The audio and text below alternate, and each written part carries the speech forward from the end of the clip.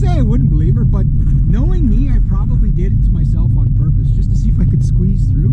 Because when I was a kid, like I was a tiny little runt of a kid, and I would squeeze myself through everything just to see if I could fit. Like I was I was too stupid to be claustrophobic, right? And I was the type of kid, you know those like a storm, like the storm drains, right?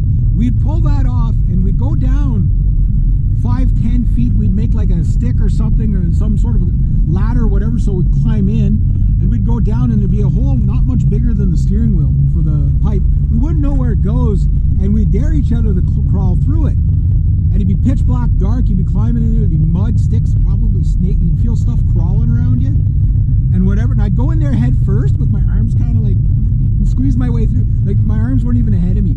Like just no fear, or just, you know, fine line between bravery and stupidity, right?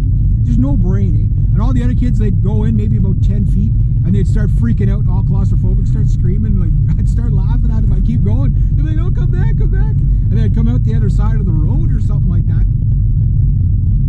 And they'd be like, oh, do that again, do that again. I'm going to try it. And almost every kid would chicken out because they'd get scared and claustrophobic. Some of them would get caught in there, and then their parents would have to come and get them. And their parents were too big to fit through the hole. So I'd have to go in and like push, like guide them out in the pitch black dark. And I'd be okay. And they're like, no, take a flashlight. The kid's freaking out. But when you turn on the flashlight, the kid would freak out more because they'd realize how claustrophobic it was.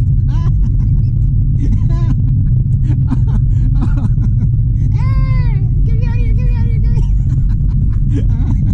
And I'd be like, oh, chill out, it's fine. It's fine. And they're like, oh, I think there's snakes and stuff in here. And stop it. Oh, they'd be crying and everything. I was such a bad kid. Yeah. So I probably did get my head stuck in a crib a few times. Oh, and then when I'd get out, though, my mom would be waiting for me. She'd hear all the commotion, see all the other parents standing around. Kids would be coming in. Who freaking made you go in there? And they'd all point at me. And I'm like, no, I was just the first kid that took the dare. I didn't, you know, I didn't egg them on. I just went and they'd follow me. It wasn't my fault. So I get shit all the time, right? So, yeah, it's like, but yeah, no fear. Just crawl through any crawl space, duck work, whatever. The only time I wouldn't go through is if it was full of water. It's just like, it's not that I was scared, it's just like, I don't know how, like, is it there like 5 feet of water, or is there like 30 feet of water, am I going to drown, right?